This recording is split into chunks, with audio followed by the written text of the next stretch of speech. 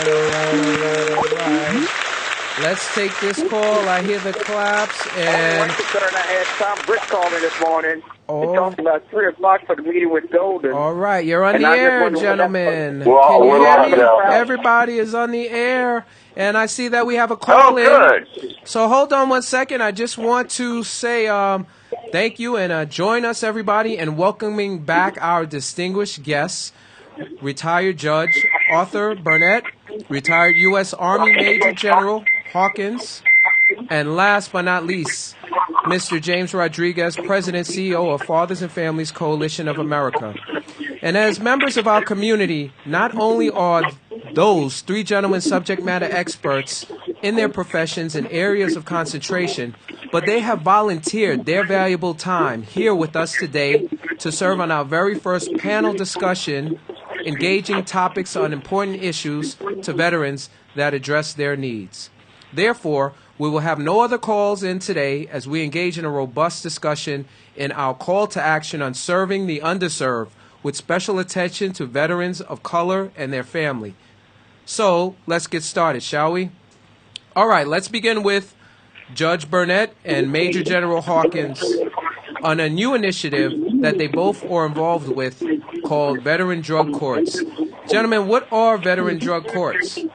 Either one of you. Okay, Judge Burnett, good morning. Good morning. Veteran drug courts are patterned after the drug courts, which are programs for pretrial diversion of people charged with crimes or people who are brought before the courts because they have been let go of their children, and in order to help the mother or father or help the defendant overcome drug addiction and dependency, they are put into a drug court program. And this program treats the underlying drug problem as a medical public health problem, as opposed to just merely sending the person to prison for possessing small quantities to satisfy the craving or compulsion to use drugs.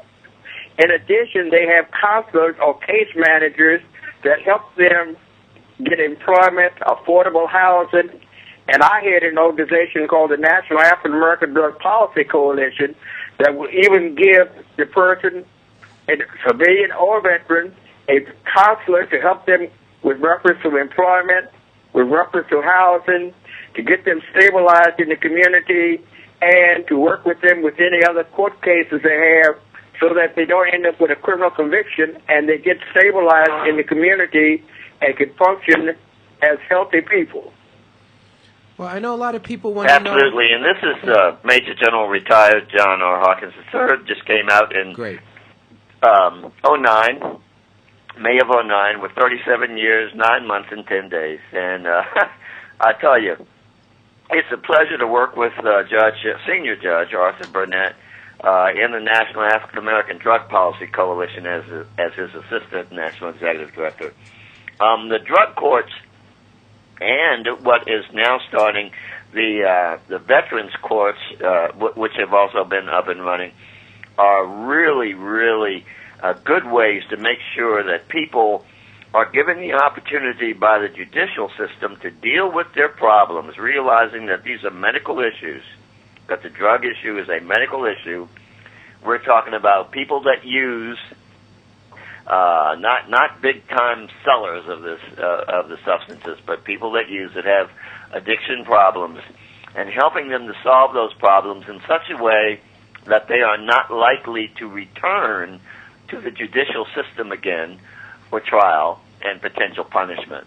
It's a way of making sure that all of the services, be they employment services, educational services, homelessness services, family counseling services, all of those things are made available to make these people good, to make these people very good and effective citizens, just as they were when they were on active duty or in the Guard and Reserve serving their country. But the fact that they're now veterans at home and have had some issues does not mean that we divorce ourselves from them, but that we embrace them and take them forward through our society, which is a society that recognizes that people that have illnesses must be treated. Absolutely. And we indeed, also have James waiting. have created chapters around the country. We have 15 chapters in existence already, and we have another 21 in planning. These chapters are working with black churches to get the churches involved in working with our veterans as well as other drug-dependent people to give them counselors or welcoming home committees.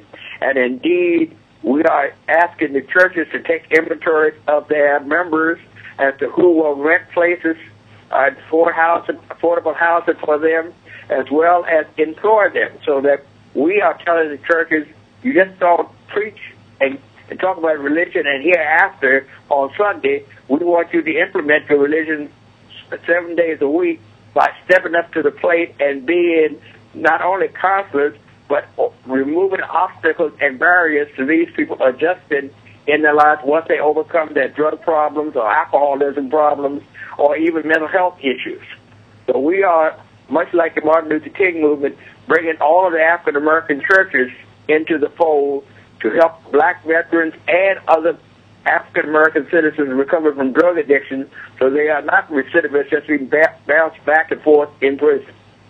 And I will tell you that although our name is the National African American Drug Policy Coalition, that is because the members of our coalition are organizations such as the National Medical Association, which is basically the Black Doctors Association, National Black Nurses, the National Dental Association, the National Bar Association, basically the black lawyers and judges, Black Engineers of America, etc., etc. But having said that, that does not mean that we only aim to help people that are African Americans. We want to help anybody that needs the help, all of our veterans, all of our youth that may have gotten into issues that are unfortunately spawned by the abuse of alcohol and drugs. Right. Well, I just wanted to recognize briefly. One quick second? I just want to recognize quickly because there's also an audience that I want to make them aware and to give some people that are listening a format. We have 3 people, but this first segment is going to include, since we're talking about the judicial area of the expertise, is our judge, Arthur Burnett, and also our Major General, James Rodriguez, which is a Latino, is also here, but we're going to get to him on the second segment. So I just wanted everyone to be mindful that there are more people involved in this panel to make it a little bit more diverse, but this first segment we're gearing towards the first 2 gentlemen. So continue on. I apologize, Judge Burnett. Excellent. I wanted to emphasize that the National African American Drug Policy Coalition starts with the concept of focusing on the African American problems because of the publicity that African Americans are heavily involved in drug abuse. But we are collaborating with the National Hispanic groups and with all groups, and we share our work and collaborate with everyone. Indeed, like the National African American National Association for Colored People and the National Urban League, any person who is, say, devoted to our cause can join. So our membership of individual people are open to all persons of all races and nationalities. Exactly. Okay, wonderful. So if you can I'll walk you through a couple of more questions that the viewers might have in terms of the courts themselves, and we'll talk about that, and then we'll transition. But would you mind sharing with us more of the background on how this was created and when and where did it start? The National African American Drug Policy Coalition came into existence as a result of the initiative or the brainchild of the National Bar Association, the black lawyers and judges. And in 2003, the incoming president asked me to work with him to establish a task force to look at how we deal with disparities and unlawful discrimination against all minorities with reference to health care and in the criminal justice and juvenile justice areas. And in April of 2004, we met in the Rayburn House office building, and 9 organizations, let's come together and work in unison to come up with the best policy solutions to the drug problems affecting African Americans and others in this nation. And that included the Congressional Black Caucus Foundation, the National Caucus of Black State Legislators. It included Howard University and its law school because of its emphasis on eliminating the vestiges of unlawful discrimination in all the public sectors in the country. And the university and its law school provided the headquarters for the National African American Drug Policy Coalition. And then they asked me to more or less proselytize or reach out to all of the other black organizations that were involved in healthcare matters, involved in law enforcement, in the court system, the criminal justice and juvenile justice system. We set out to get to 15 organizations before we incorporate to become a nonprofit organization and seek Internal Revenue Service tax-exempt status. We got such a overwhelming response that when we got to 15, we had 8 additional organizations that say they wanted to belong. That led us to a total of 23 organizations, and in January of 2006, we were incorporated, and subsequently, August of that year, granted tax-exempt status. Since then, we've had 2 more organizations join us, the National Organization of Health Service Executives, National Historic Black Colleges and Universities Substance Abuse Consortium is the second of 82 of the historic black colleges and universities. We also emphasized that we would agree in self-determination, that we would not wait for government to work, but that African Americans, professionals, indeed would come together and, as a matter of self-help, reach back and work with those living in poverty and with drug addiction problems to save them from going to prison and to deal with the mass incarceration of African Americans in this nation. That's the philosophy that has led to the creation and the work of this particular organization. At the present time, we have 6 or 7 additional national black organizations that have expressed their interest in joining the coalition. The National Organization of Black Narcotic Agents, the National Black Group of Public Health Officials, and in addition, the National Conference of Black Mayors, locally elected officials of all 100 concerned black men, and 100 black men have indicated that they want to work with us. Mm-hmm. We're working also with all of the black Greek-lettered fraternities and sororities throughout the United States. So we are mobilizing to bring together, much like a United Nations, all of the organizations that are concerned with health matters, concerned with matters dealing with law enforcement activities, constitutional rights and civil rights in this nation. And we currently have memberships developing in the historically black colleges and universities, HBCUs, and look forward to the MSIs, Minority Serving Institutions, so that we can get more into the Hispanic community and other communities like Native Americans, etc. Okay. So I'm thinking I could see definitely it's a major resource to some of the listeners that are especially veterans that often listen to the Vets Chat show. I would assume that Major General Hawkins has had a great role in this veteran drug court and these programs. Can you talk a little bit about some of the influence that you've had in being able to spearhead some of these programs geared towards them? Well, I'm going to have to tell you something, because they say that the truth shall set you free. The person on the other end of this line, Senior Judge Arthur Burnett, is the one that has really come up with a great deal of these things, as well as some other judges that are seated with respect to the courts. The ideology was very important to me because my last assignment was Director of Human Resources for the entire Army. That's like 1.3 million folk. And it became clear to me that if we're going to give special consideration for things like for having served your country in the areas of housing and education and so on, like the GI Bills and stuff, we need to understand that if we have put people in harm's way and they have developed scenarios that now are harmful to themselves and potentially to others, we need to take care of that too. And so it was that when I found out what the judge in the African American Drug Policy Coalition was doing, that I just threw up my hands and said, okay, put me in, Coach. I mean, it's just a fantastic operation. So I'm pretty new at this. I'm about 2 years into this program, whereas the judge is the founder of this is one of the founders of this program and has been in it through its beginning. And as a matter of fact, the judge might want to tell you about a meeting we're getting ready to have with the chief judge of all of Cook County, which includes the great city of Chicago, next week.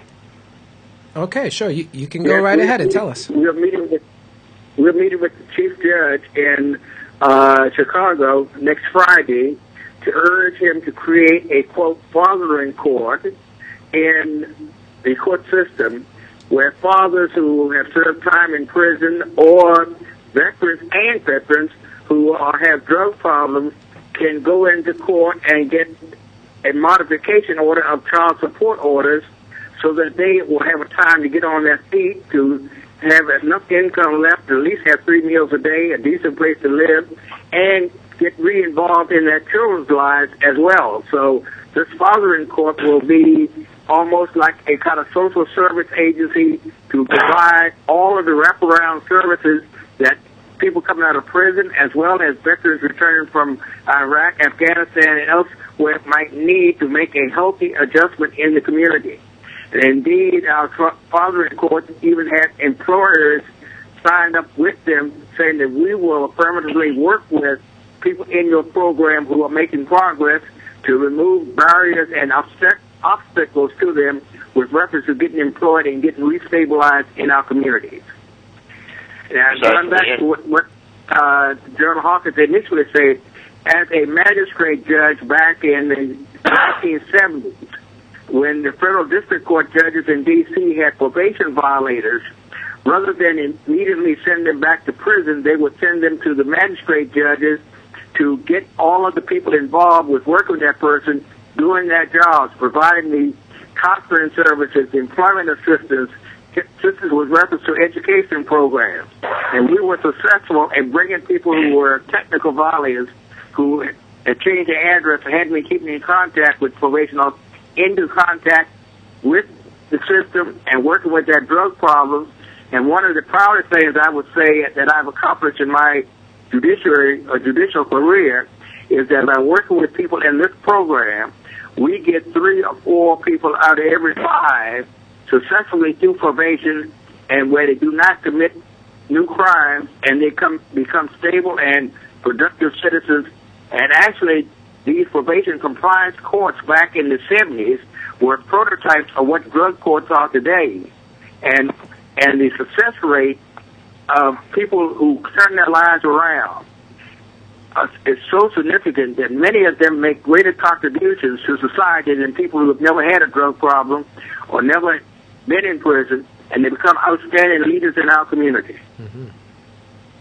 Well, that sounds like a good thing. Well, why don't we do this? Can we talk a little bit about some of the drug courts and the veteran court and the father court, or explain differences in them? Let's compare and contrast what are the immediate benefits of this court in this structure for the immediate benefits, short term, as well as the long term for either one of you. Well, I can tell you. Well, I'll let the judge get into the particulars because even though I have a law degree, Judge, I cannot. Well, we do a lot of interesting things in our government, but when we appointed him as a senior judge, not a judge, a senior judge, we knew what we were doing. And by the way, those are presidential appointees. This man has served even as Bobby Kennedy's eyes and ears during the Martin Luther King days to see just what J. Edgar Hoover was all about. So that gives you the gravitas of good Judge Burnett. But I will tell you that as a general officer who's been around these folks for a long time, it is short-term wise, it certainly saves a lot of tax dollars by taking the weight off of full-blown normal criminal court systems and having an alternative to those, number one. And everybody's very interested in saving as much money as we can. Number two, it provides an emphasis on treatment and the well-being of these folks, not on simply putting them away and causing them to be incarcerated. And the long and short-term benefit that comes from this is that successful completion of the requirements put on one by a drug court or a fathering court or a veterans court can result, and most often will result, in what we call the expunging of the record, which means then that that particular criminal activity disappears like magic. Well, indeed, in many systems, the charge is dismissed up front if it's a minor misdemeanor function matter, not a serious felony type offense. That the charge is dismissed upon the person's agreement to go into drug court. If they mess up in drug court, the charge can be refiled. In other places, the person enters a plea of guilty to the misdemeanor offense, petty theft, or loss in possession of drugs, but the judge does not impose sentence. Sentence is put off until the person goes through the drug program. And if the person satisfactorily completes a 12-month, 18-month period of time, drug-free, get their lives together, so forth, they're permitted to withdraw their guilty plea and the charge is dismissed. Either way, they avoid a criminal conviction. The third thing, of course, would be what General Hawkins, that they could, if you have sentenced, they could have it expunged. So you've got 3 different steps, but the most important thing is that right at the beginning, when the person goes in, the person gets a case manager who functions as like a social worker to work with the person, not to put the person in prison, but to get the person adjusted in the community, to bring in the resources and the benefits, and in a holistic matter, working as a group of people and not being fragmented so that they're working together in conjunction with each other. They help the person get a home, a place to stay, so the person is not sleeping in abandoned cars or hallways. They get the person into a training program. They get the person employed. They stabilize the person to a point where the person becomes a taxpayer rather than being in prison, costing the taxpayers $25,000 or $30,000 or $35,000 a year. Most drug court programs cost maybe about $8,000, $9,000 per person. So it adds up to be a tremendous savings to the taxpayers of this country, especially in a period of recession, to have people being monitored in drug court rather than sitting in prison with all of the expenses involved there. Indeed, I have testified around the country that it was financially to the benefit of government to create more, say, misdemeanor or deputy judges to have run drug courts than to revoke these people and put them in prison for parole violations or probation violations. And then in addition, once we get them employed and stabilized, they all become taxpayers. Then I've had many who've gone on to college and got college degrees, became social workers, became ministers, even lawyers and professionals, where they make, and some of them even run later on in life, services for drug treatment. They become social workers and open up drug treatment centers and get master's degrees and so forth and become major contributors. There are many who are now ministers that lead flock of people and work with youngsters to prevent them from getting involved in juvenile delinquency because they have been there and they know the consequences of being involved in drugs and petty crimes as a youngster or a teenager.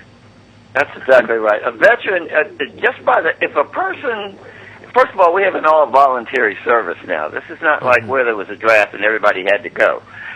In a voluntary service, you have a certain type of person that raises their hand and says, okay, I'm going to go. Now, some people may have done that because they couldn't get a job and they figured they'd go in the military, and they get in the military. The military is not that easy anymore, but let's assume a person goes that way. Even if they go that way, the training that we give them from the day they put what we call boots on the ground, they are taught goodness and the importance of citizenship. And when they come out, if they have a drug or an alcohol problem or something like that, it's not that they really just decided, you know, I really want to do bad. I really want to do the wrong thing. I really want to turn my back on my family. I really don't care about the children I've created.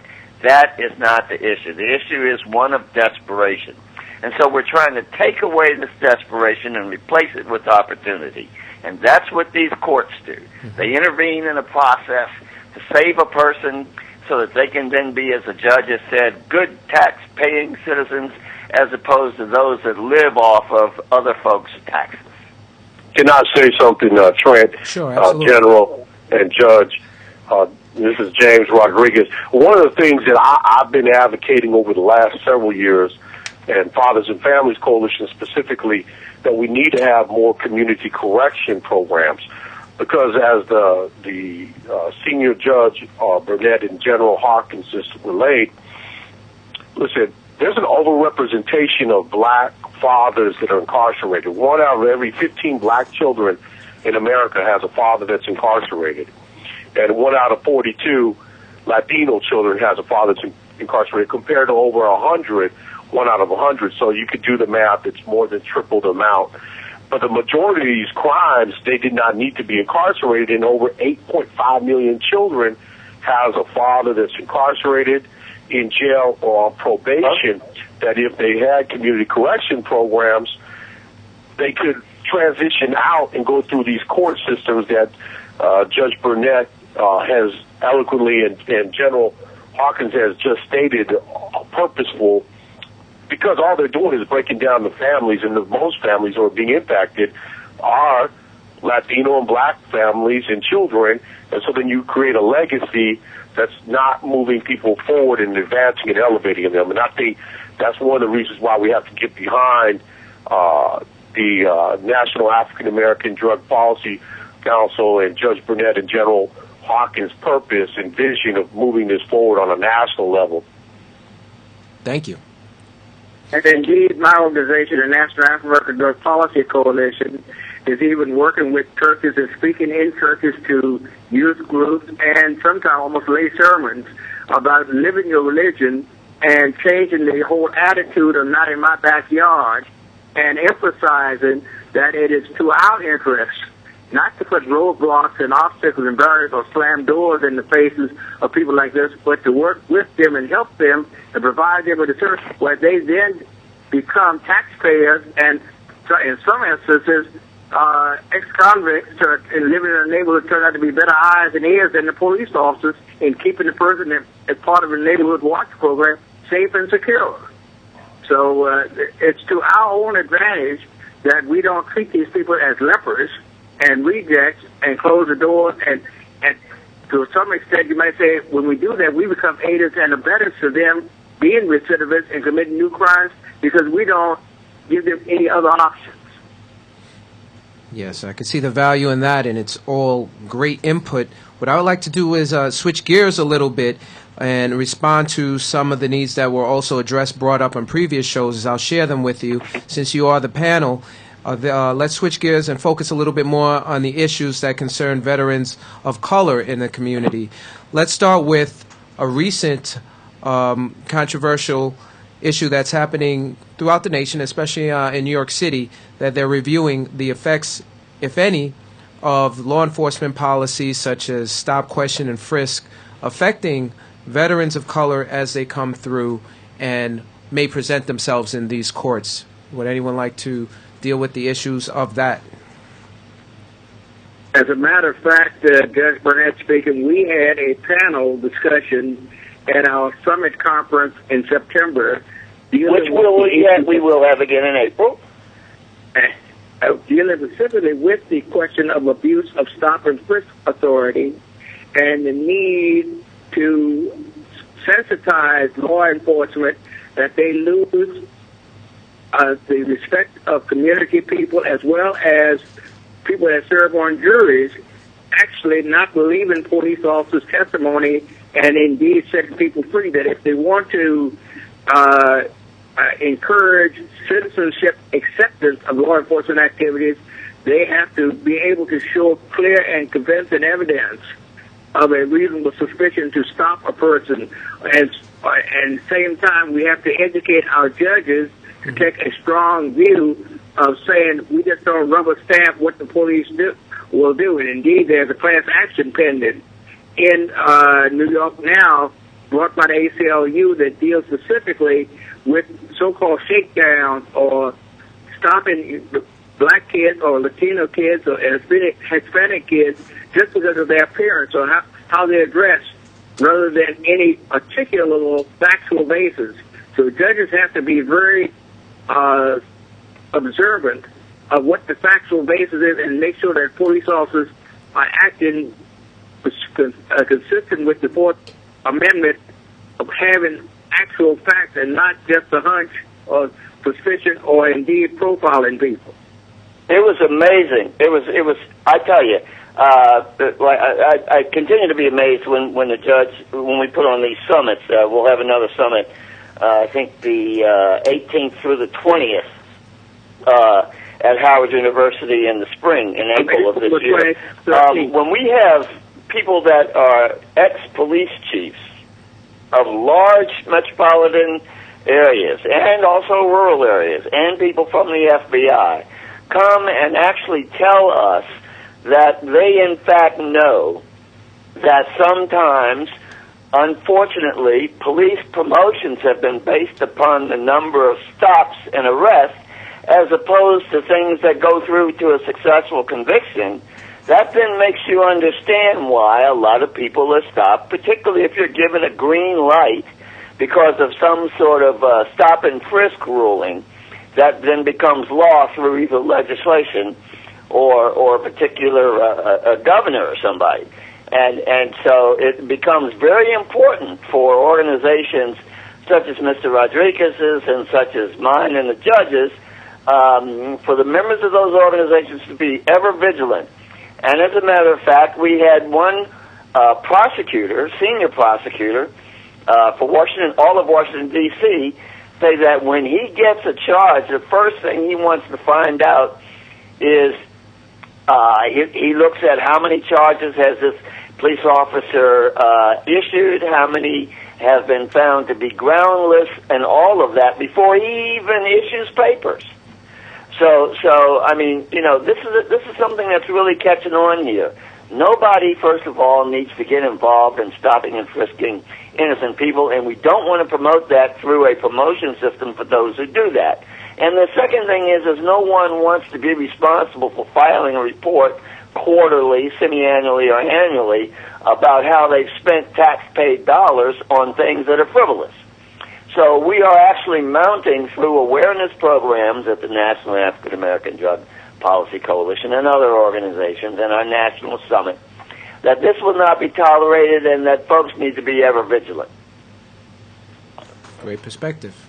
So over the years, how have veterans fared in the traditional court system versus the need for change? How have veterans been faring in the system without your interventions or your programs? Well, I will tell you that right now, veterans are, I hate to use the term, but I today on a TV show that I did, the term was used in vogue. In other words, a good thing to do is to treat a veteran well right now. That was not the situation earlier, and the issue is how long will this last. But there are different camps. It depends upon where you are and what you're doing.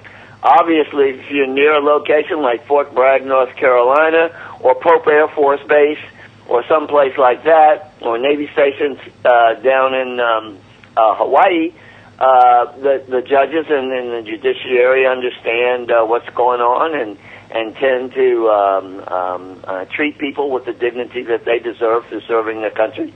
But there are other places that don't. So that there is a necessity for courts to be able to deal, specialized courts with those special idiosyncratic knowledges and methods to deal with these issues. That those types of courts exist and proliferate. Well, I was appointed to the court in 1969, and I would say there has been a tremendous change of philosophy over that period of time.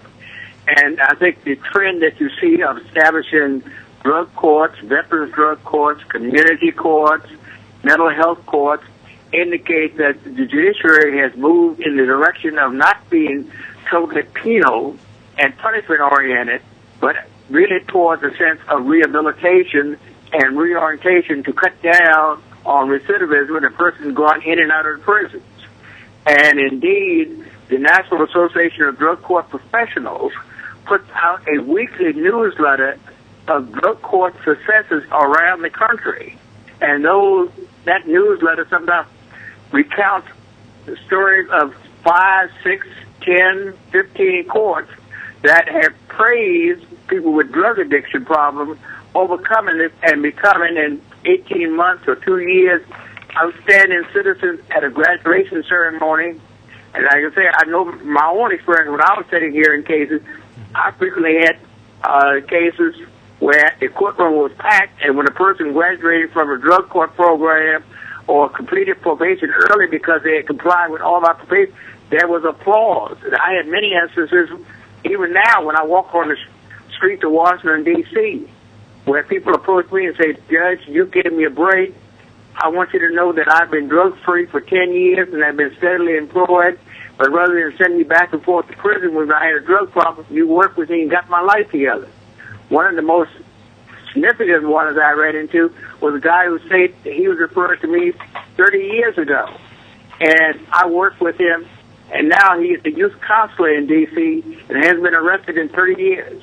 So when you see people who say you have to pull them back on the street and get them, I think this is beginning to spread throughout the judiciary, and indeed there's an attitude that legislators should trust judges more than impose mandatory sentences and give judges more discretion so that they can actually exercise judgment as to each individual person and that person's background, their character, personality, how it was they got involved in the crime, rather than the knee-jerk reaction of automatically sending a person to prison because a legislative body, by way of sound bites, have gotten a statute and actually say, if you do this, you got to do 10 years or you got to do 20 years. And part of our prison overcrowding has been the politicalization of our legislators to get elected of being tough on crime, and they impose unduly long sentences or mandatory sentences where judges don't even have discretion to experiment with the type of programs we're talking about. That's right. Precisely. Okay. All right. We're going to transition a little bit here and also get some input from all three of you. And we haven't heard from Mr. James Rodriguez in a while, and he has a perspective sitting on the panel also as a social worker. So all three of you, this one goes out to all three of you in trying to determine, since it's so many issues and we can't do it alone, how does the court address the many issues that arise with veterans and experiencing difficulty in the several different areas in addition to their legal problems, such as you mentioned housing, employment, and mental health? How does it all work, or how do they all work together? If any one of you can share from your expertise what we could do. I'm sorry about that. I was going to say something on to give some context.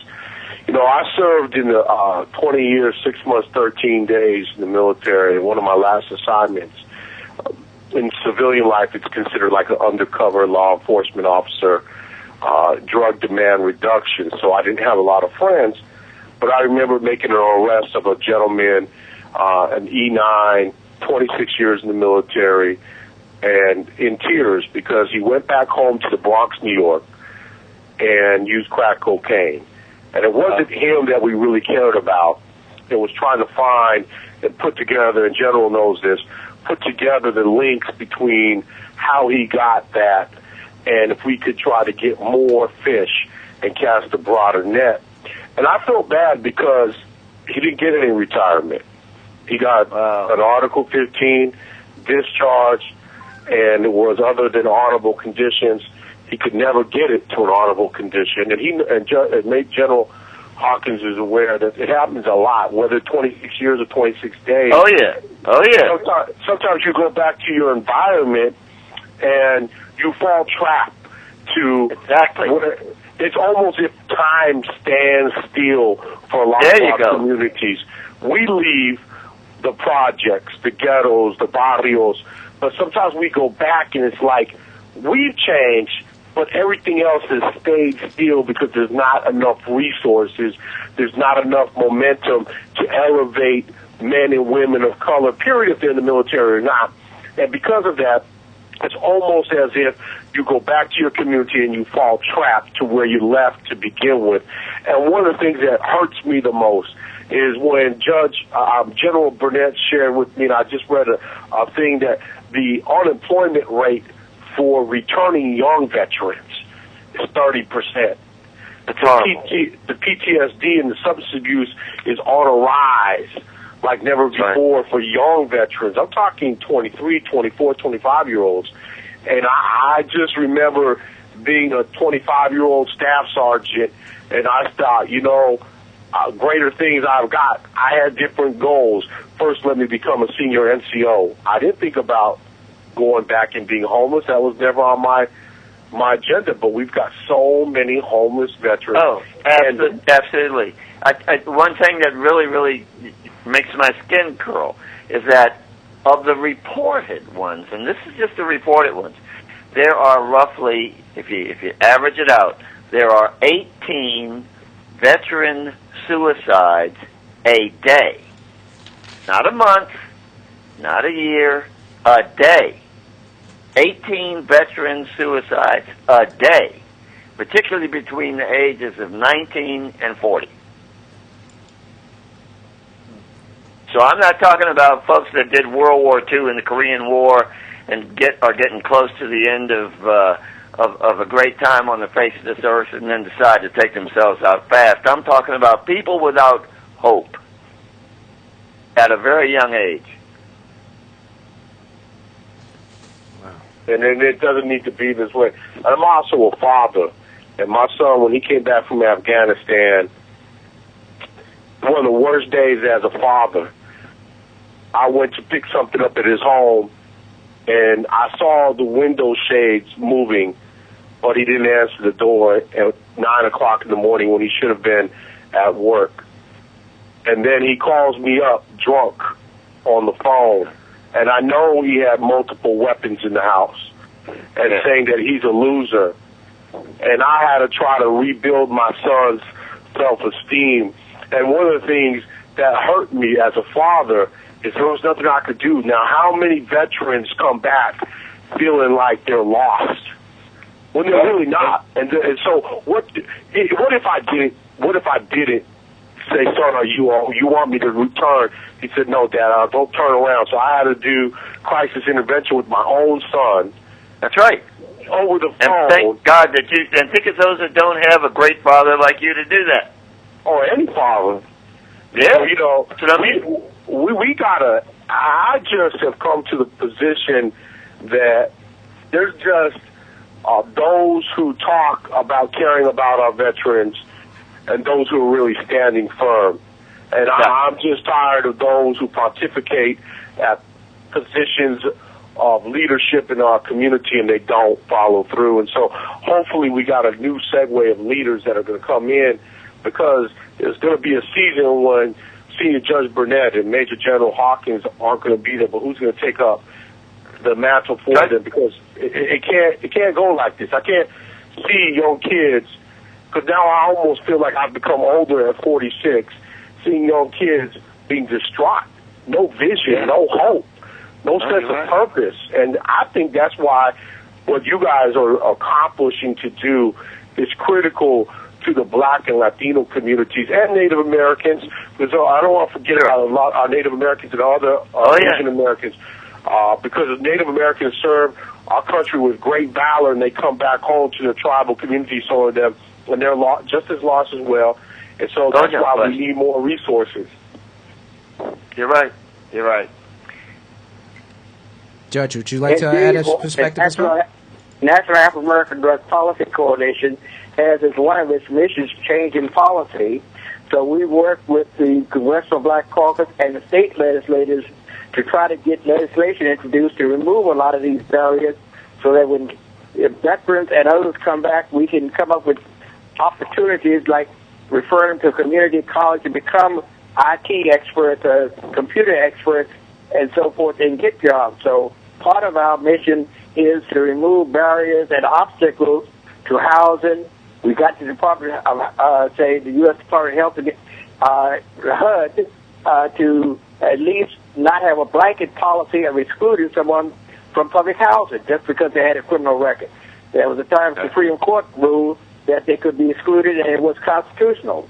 But we persuaded them to say, look at people individually, even have a peer review committee, but just don't evict someone just because their son got out of prison and stayed in their apartment. And you say you couldn't have anyone who had a drug history stay with you when the son didn't, otherwise he would be sleeping on the street. So we worked with HUD, and 2 years ago got them to modify that policy. So we're doing this with reference to educational benefits, with Department of Education, working with HUD on accessibility to housing, and in any areas where we think there are unfounded and arbitrary barriers that are put up against people who have drug histories or criminal justice histories. How can our listeners that want to support this? Because I know there's a lot of listeners out there of part of the military and civilian community, because we all work together. How can our listeners or people that are listening to the program now support this program? What does this program need to expand and develop? Well, I'll tell you one thing that we need. Well, from the National American Drug Policy Coalition perspective, one of the things, and I'll let the judge certainly follow up because he has much more history in this than I do in my brief couple of years with this organization. One of the things we absolutely need is we need support of two types. We need people support. We need members in our organization that are willing to roll up their sleeves and go to work and not just use their membership as a placeholder on their resume for having been a quote-unquote good guy. Okay? And the second thing we need is we need the support of the corporations and companies and people that provide products to those of us who are consumers, so that we have a reason to continue to patronize their products because they prove through their contributions that they are concerned about the plight of those less fortunate. That's my 2 cents worth. You know, General Hawkins, you said something that I appreciate you, because one of the things that we need to do is also, besides having a placeholder, you know, listen, Fathers and Families Coalition of America is based on 3 things. Our values are based on relationships is number 1. Trust is number 2. Diversity is number 3. 4 is a commitment to best practice. Nowhere in there is it money. Nowhere in there is it that we want to be number 1. And so what I think also needs to happen is the reason why I value and want to, as much as I can, promote as many colleagues' initiatives that are healthy for our communities, like NAACP, is this. It doesn't mean that you aren't valued if you're not the top dog. And that's right. With a lot of our men, they want to be number 1. Well, listen, let's get rid of this vertical leadership concept that we have. It's great for the military, but what we need to do is we need to have a horizontal leadership. And in the center are children and families. And if we put them in the center and we're horizontal to the left and to the right, it really doesn't matter, because then we all are working together as servant leaders versus, well, you know, Senior Judge Burnett, why is he in charge? Or Major General Hawkins or James Rodriguez, why is he in charge? That's irrelevant, because no one's in charge. If we were that fantastic and we had that great of power and position, then we could erase all of the erosions that's happened in our communities for hundreds of years. So since we don't have that ability, but collectively, what we can say is these are our realities of our past. Let's move forward. Let's move forward and advance our communities. Let's move forward and advance the needs of our veterans. And let's, quite frankly, move forward and advance the needs of our children so they don't get left behind, because that's a legacy I don't want to be called to when I go to heaven and God says, hey, how come you didn't advocate for my children as strong as you did for your organization? So I'm not going to advocate for our organization. I'm not going to advocate for Judge Burnett's organization. I'm going to advocate for the positions for which they hold values to. And I think that's the other thing besides that placeholder, because you're so right. So many people get caught up in whose hand they have shaken or where they've gone versus what they're doing. And I think it's getting trapped on the laurels of your past. And that's why I think that people should invest in membership in strong organizations like what Senior Judge Burnett is promoting nationally with the help of Major General Hawkins. and I'll be the first to say I need to go ahead and give my membership fee to you as soon as we hang up on this conversation. Judge Burnett, what I want to emphasize is that we need to be action-oriented and not just talking heads, and actually get out and do things that will, in fact, help our children and help those that are less fortunate than we are.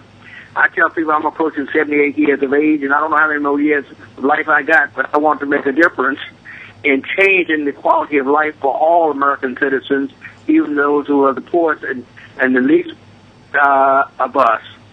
So that's one of the things we try to emphasize throughout our efforts in the United States. In addition, we want to talk about using the talents and abilities of our senior citizens. Many senior citizens feel when they get to be senior citizens, people put them up on the shelf just waiting for them to die. They have great wealth of knowledge and resources. So what we are doing is, in many instances, getting these senior citizens to be mentors and counselors to our teenagers to motivate and inspire them to achieve and not throw their lives away with reference to drugs, crime, or other antisocial behavior. So to that extent, we want to use the talents of all people and eliminate biases and prejudices. We frequently say that the ultimate goal of the National African American Drug Policy Coalition is to eliminate or eradicate all the remaining vestiges of discrimination and unlawful disparate treatment in America, so that each person, regardless of his or her race or national origin, can realize his or her maximum ability and contribute to the quality of life in this nation. That's right. Amen. I think that was a great point. Very well said. I want to address something that I know that we've all in the background have had a conversation about, but while we're on air, let's talk about some of the special needs and issues of our women. Although we are three men, our women and our veterans. We haven't forgotten you. In fact, we honor you and we value your service and sacrifice and contributions. So can you talk a little bit about how each one of you are helping women veterans in their special issues? Well, my whole main concern is that the American public be as educated as possible about the needs of veterans. And to that end, I'd like to take this opportunity to make sure that folks understand that once upon a time when there was a WAF or WAIDS or whacked women in the Army, the Women's Army Corps, that doesn't exist anymore. That women are side by side, shoulder to shoulder with everyone else in harm's way.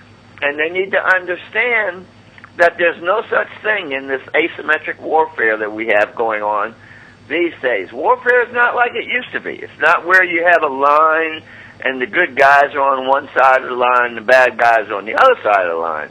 Ever since September the 11th of 2001, the forward edge of the battle area, as we like to call it, is the tip of your toes, the tip of your individual toes, every individual, and the back of your heels.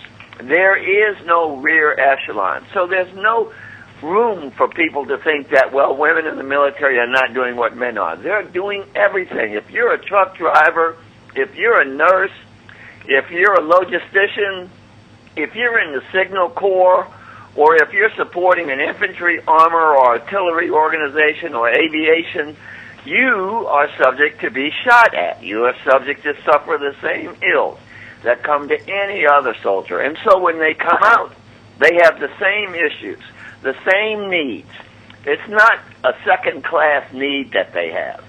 They are first-class war heroes, and they need to be treated that way. They have raised their hand and said, no matter what sort of experiences I may gain for future employment or work someplace else, for this period of time, I'll put my life on the line.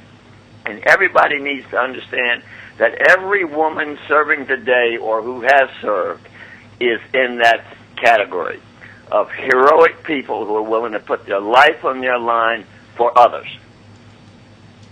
I fully agree with the comments General Hawkins has made, but I want to emphasize that not only as to women veterans, but women in general, I think this nation needs today to move to a point where women are regarded not as sex objects and subject to sexual harassment, but as given the integrity and dignity that anybody else would receive.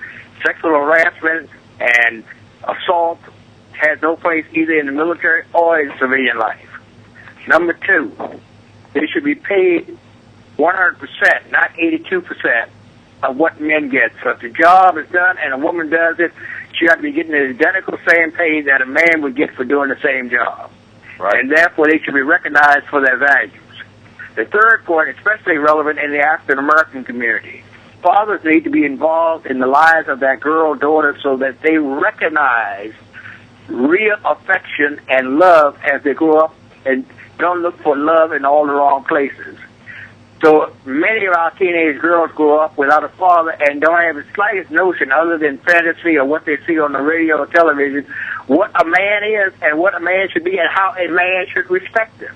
And therefore, when they become pregnant at 13 or 14 years of age because of the hormone, they thought this boy was in love with him, but then 6 months later, he's shacking up with somebody else.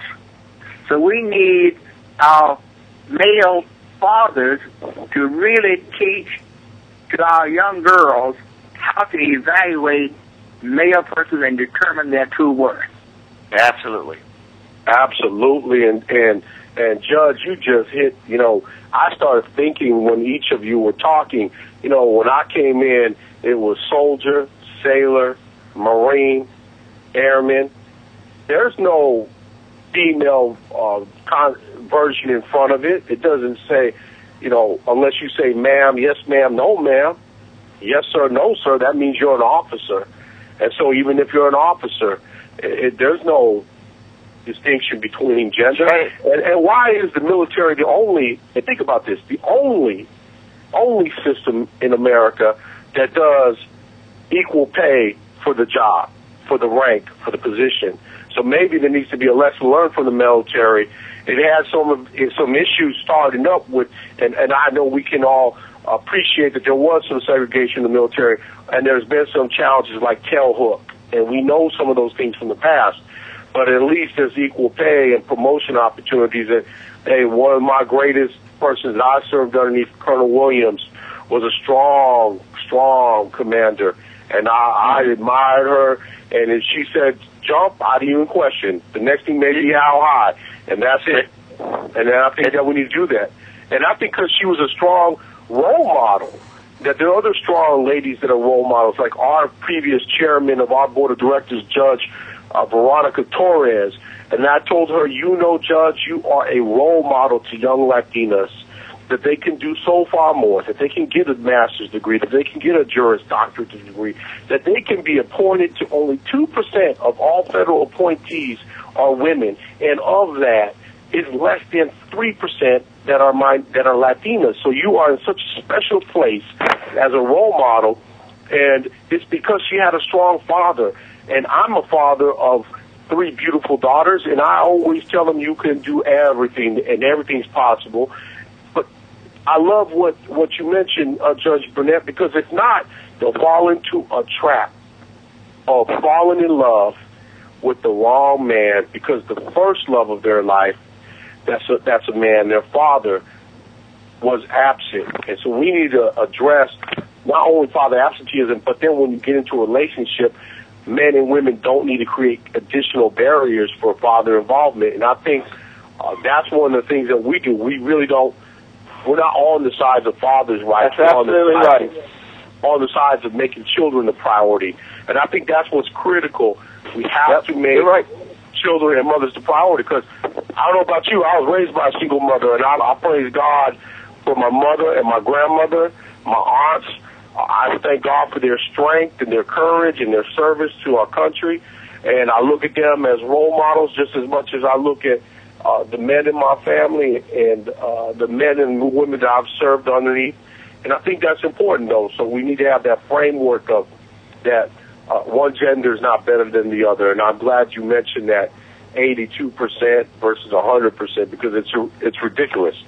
Everyone should get paid the same. Otherwise, we go back to segregation, where Latinos and blacks get paid less than other people, and that's not right either. So I appreciate that comment. Okay. Well, in our closing parts, we're just gonna go down each one of you and give us a couple of minutes if there's anything else you'd like to add. Or we start with you. Is that you, Judge? No, this is General Hawkins. I'm General sorry. Hawkins, sure. Go ahead. Go ahead. We're given some additional time go ahead to with develop. Go right ahead. We're giving us some additional time for any additional remaining comments. The general to go first. Of course, the two big things we need, number one, of course, is the financial resources to be more than just General Hawkins and myself running the National African American Drug Policy Coalition. Fall of last year, 2011, we voted to open the membership to the National African American Drug Policy Coalition to all individuals to pay rather modest dues. If people go on our website, www.naadpc.org, they will see a reference to PayPal. They can join, and with adequate dues coming in, we could probably end up hiring 3 or 4 more people to do what General Hawkins and I are trying to do for the entire nation. Yeah, exactly. And I'll tell you, here's the deal from my foxhole. We love the federal government, and of course we're 501c3, so I'm not going to get political about this, but I'll let the people that are listening make their own decisions as to who I'm talking about. The federal government is very, very good at trying to help us. They're trying to do the best they can. But some people in Congress don't seem to share those views these days. And so it's very difficult to get federal money to do things that federal money has done before. And so as the founding of our organization was based anyway, we have to help ourselves. That means that we have to help ourselves, which means we have to get deep and we have to understand that we need to have corporate sponsorships and other interested organizations to support the work that we do.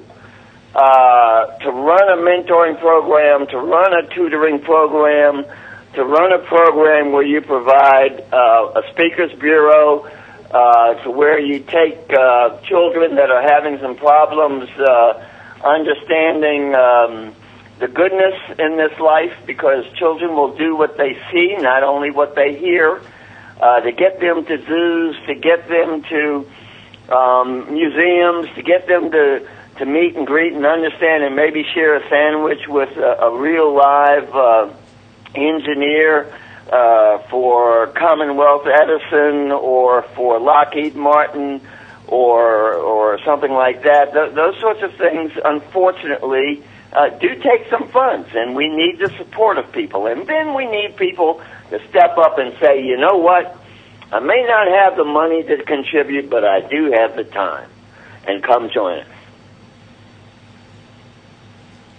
Okay, any other closing thoughts? We're going round table. James, are you still on?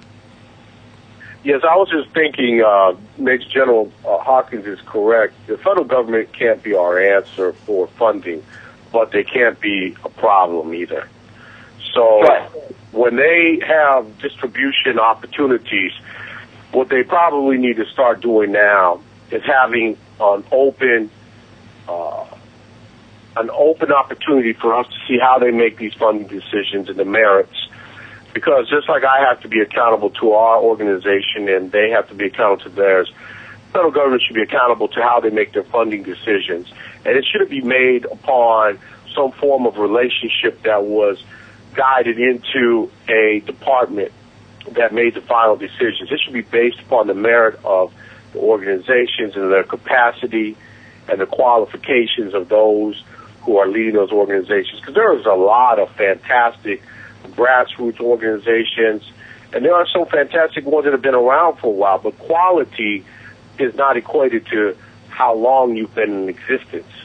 And I think that's one thing that needs to happen for funding if it comes through government systems, that they need to start looking at being innovative, creative, and also really, really ensuring that the money goes to serve those in need.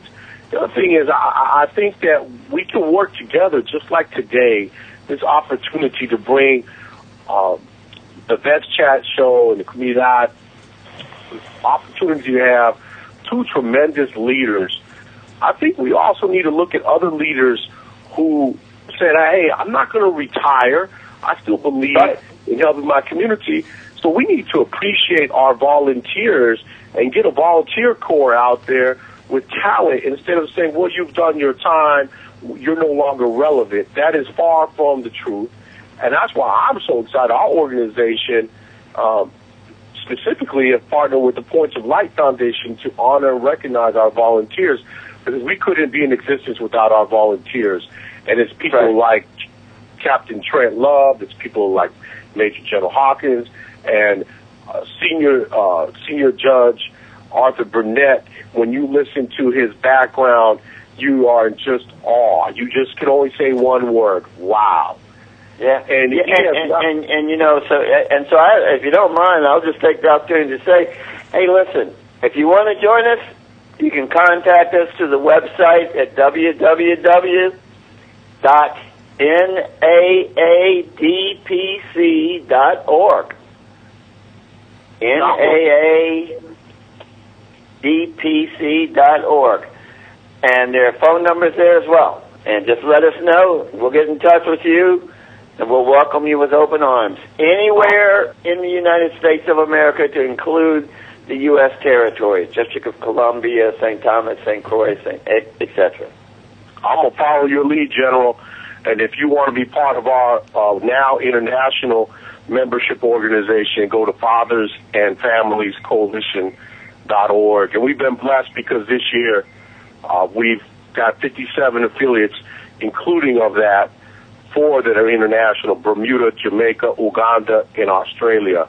So the issues impacting children without a father are not just to my home community of the Bronx, New York, or when I lived in California. They're not to where I was stationed in Georgia, Mississippi, Texas. They are international. And so the plight of our children needs an international response. But we've got a responsibility to start home first, to make sure we all work together in one agreement so that we can advance the needs of children. And that starts with our communities, to eradicate overpopulation of alcoholism and drug abuse that goes for legacies, to work with our veterans. I mean, we should all be ashamed of Americans every time we see a homeless veteran. Every time we see a veteran come back and he doesn't go back to college and get at least an associate's degree. There should not be a veteran that does not get an associate's degree, period. If they are 100% of our country, there's no excuse for us not to have every veteran enrolled in some form of occupational, educational setting. Because if it wasn't for the military, I know I wouldn't have gone on to get a 4-year degree, a graduate degree, and a doctoral degree. There's just no way without the military any of that could have been actualized, and it is an opportunity for all of us. And you cannot just say because I'm black. I could say, well, I'm Puerto Rican and set myself up for failure. That's not an excuse, because the one thing the military teaches you is pride and honor, integrity. And I don't know what happens when they come back and we just don't treat them with the same. And that's the one thing that breaks my heart, that we're not treating our veterans with the pride, the honor, and integrity that they gave for us, whether it's for a few years or 37 years. Yeah, you know, just think about how you would feel if you were a veteran and you spent a year to 18 months in Afghanistan or someplace, and you come home and you see 5 ads on television and people digging deep in their pockets to save the whales and to make sure that wildlife in and around our great nation are well cared for, and maybe one commercial late at night for the veterans. And I'm saying this as an avid lover and owner of dogs and horses and all those. I love them. But if I'm going to put my hand in my pocket to help save a whale or a horse or a dog, I'm sure going to put my hand in my pocket to help a veteran not be homeless. to help a veteran have proper care for an alcohol or drug abuse issue, to help a veteran have good health care, to help a veteran get education or vocational training. I can do that. And to help a veteran to go to a community college or get into an occupational job where he could be employment and economically secure for the rest of his life.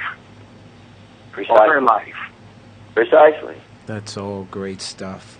And I want to recognize all of you for the wealth of information. We can talk on and on about this forever, and this is the first but not the last panel. So I wanted to take the opportunity to recognize Senior Judge Arthur L. Burnett, Major General John R. Hawkins III, and also Mr. James Rodriguez, CEO, Fathers and Families Coalition, for taking part in this panel. There'll be many more, and we will have you, all three of you, continue to share information and play a part and do just that, mentoring, be a voice, and even a voice to vetschatshow and vice versa, as I speak to quite often one-on-ones with the veterans, boots on ground, about their issues, and bring that up. And we have a network, a dialogue amongst ourselves, and as you can see, it reaches from the boots on ground here to the Bronx to all the way to Africa and overseas as well through the networks that we have. And it's going to continue to grow and expand, but we'll do so and move forward together and support one another. With that in mind, I wanted to thank you all for being a guest on today's edition of the Vets Chat Show. I am your host, Trent Love. Thank you. May God, you're very welcome. Thank you. May God bless America and each and every one of you. Take care. Thank you. Thank you. Thank We'll you. go to commercial. All right, gentlemen. Thanks for the panel. All right. And there you have it with our panel. It was a wonderful, robust discussion as promised.